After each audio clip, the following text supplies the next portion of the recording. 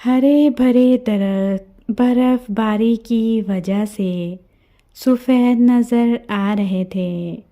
سردیوں کے دن تھے۔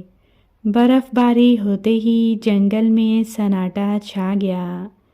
جن جانوروں نے سردی کی آمد سے پہلے ہی خوراک ذخیرہ کر لی تھی، وہ مزے سے گھر میں بیٹھ کر کھا پی رہے تھے۔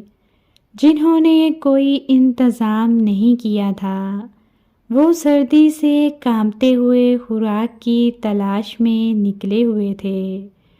لومڑی رات کا کھانا موٹے خرگوش سے حاصل کرتی تھی۔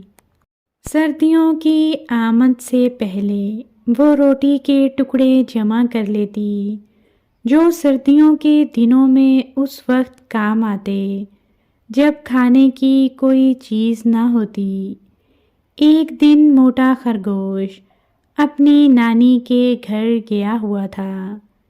اس رات لومڑی اور اس کے شوہر لومڑ نے رات کو باسی ٹکڑے کھائے۔ صبح سویرے لومڑی نے خوراک کی تلاش میں جنگل کا ایک چکر لگایا، لیکن کھانے کی کوئی چیز دستیاب نہ ہوئی۔ وہ ناکام واپس لوٹی تو اس کا بھوکا شوہر بڑی بے چینی سے اس کا انتظار کر رہا تھا۔ کچھ ملا یا خالی ہاتھ لوٹ آئی ہو؟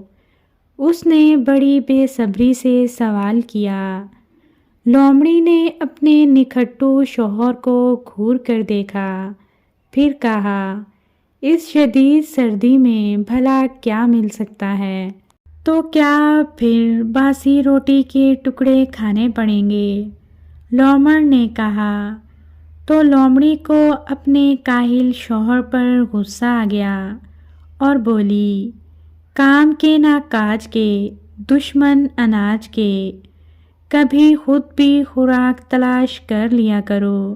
یہ کہتے ہوئے لومڑی نے باسی روٹی کے ٹکڑے نکالے اور لومڑ کے آگے رکھ کر بولی، جب تک خوراک کا بندوبست نہیں ہو جاتا ہمیں انہی ٹکڑوں پر گزارا کرنا ہوگا۔ یہ کہہ کر وہ روٹی کے ٹکڑے کھانے لگی۔ لومڑ نے ان ٹکڑوں کو دیکھتے ہوئے کہا، رات کو باسی ٹکڑے کھانے سے میرے دانتوں میں درد ہو رہا ہے۔ میرا تو دل چاہ رہا ہے کہ آج گوشت کھاؤں۔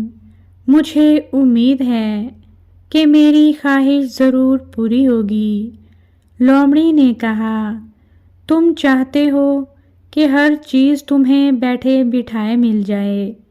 میری تو قسمت ہی پھوٹ گئی جو تم جیسا نکھٹو اور کاہل شوہر ملا ہے جسے کھلانا بھی خود ہی پڑتا ہے۔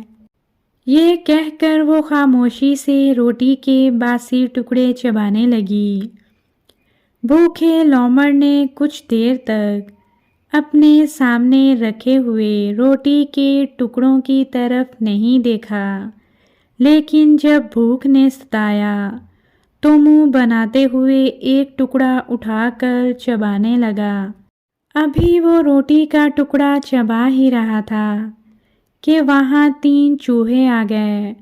انہوں نے لومڑ اور لومڑی کو روٹی کے ٹکڑے چباتے ہوئے دیکھا تو ان کے قریب آ گئے کہ شاید وہ روٹی کے کچھ ٹکڑے کھانے کے لیے پھینک دیں۔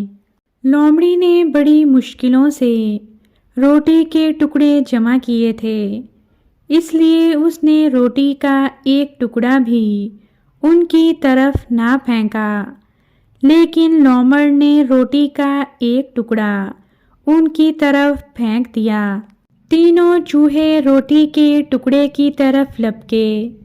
ان میں سے جو صحت مند تھا اس نے روٹی کا ٹکڑا حاصل کر لیا اور دیکھتے ہی دیکھتے اسے ہڑپ کر گیا۔ لومڑ نے دوسرا ٹکڑا پھینکا تو وہ بھی اسی چوہے نے کھا لیا۔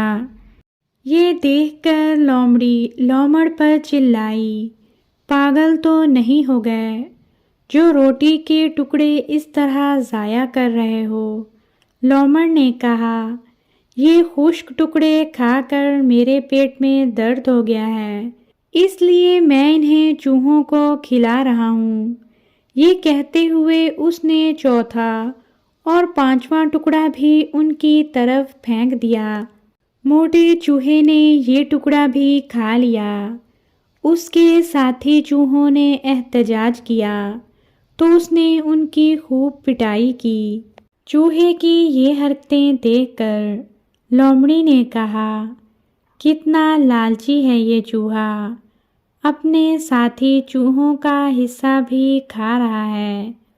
लोमड़ ने कोई जवाब नहीं दिया। अब वो रोटी के टुकड़े सिर्फ उसी लालची चूहे की तरफ फेंकने लगा। दूसरे चूहों का हिस्सा खा खाकर मोटे चूहे का पेट फूल गया। उसने इतना खा लिया कि अब उससे इधर उधर दौड़ना भी मुश्किल हो गया। बस करो, तुमने तो सारे टुकड़े इसी लालची चूहे को खिला दिए हैं, लोमड़ी ने चिल्लाकर लोमड़ से कहा। लेकिन उसने लोमड़ी की बात पर कोई ध्यान ना दिया।